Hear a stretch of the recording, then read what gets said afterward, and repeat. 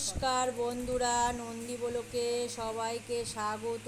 আমি একটা নতুন রেসিপি নিয়ে এসেছি। টক জল রান্না করব আম দিয়ে, আপনাদের সঙ্গে এটা শেয়ার করব।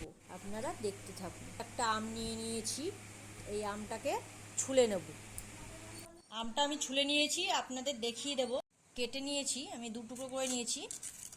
এর মধ্যে একটা শিট থাকে, এই যে মাথাটা, এটা কেটে ফেলে দিলে আমের টকে কালো ভাবটা হবে না, এটা ফেলে দিতে হবে। এই শিটটা,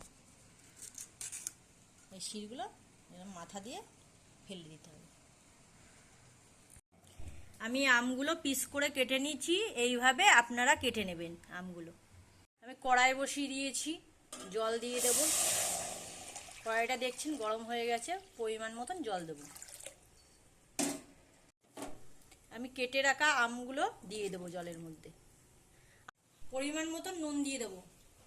জলে বেশি হলুদ লাগবে না বলে জলের পরিমাণ বুঝে হলুদটা দিতে হবে। আমি হলুদটা আর নুনটা একটু নেড়ে দেবো। বেশি হলুদ দিলে লাল হয়ে যাবে, ওই জন্য পরিমাণ মতন হলুদ দিতে হবে। কি সুন্দর কালার এসছে, আমগুলো সিদ্ধও হয়ে গেছে, দেখতেই পাচ্ছেন। আমি এখন ঢেলে নেব। কড়াই গরম হয়ে গেছে, আমি পরিমাণ মতন তেল দেবো। টকে আবার বেশি তেল লাগে না, অল্প একটু তেলেই হয়ে যায়। তেল গরম হয়ে গেছে, আমি পরিমাণ মতন সর্ষে ফোড়ন দিয়ে দেবো আর দুটো তেজপাতা দিয়ে দেবো। আমি টক জলটা ঢেলে দেবো। আমি টক জলটা একটু ফুটতে দেবো। টক জলটা ফুটে উঠেছে, এবার আমি নামিয়ে নেব। আমি টক জলটা নামিয়ে নিয়েছি।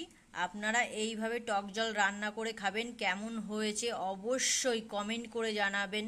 লাইক করবেন, শেয়ার করবেন, ভালো লাগলে অবশ্যই করে সাবস্ক্রাইব করে আমার পাশে থাকবেন।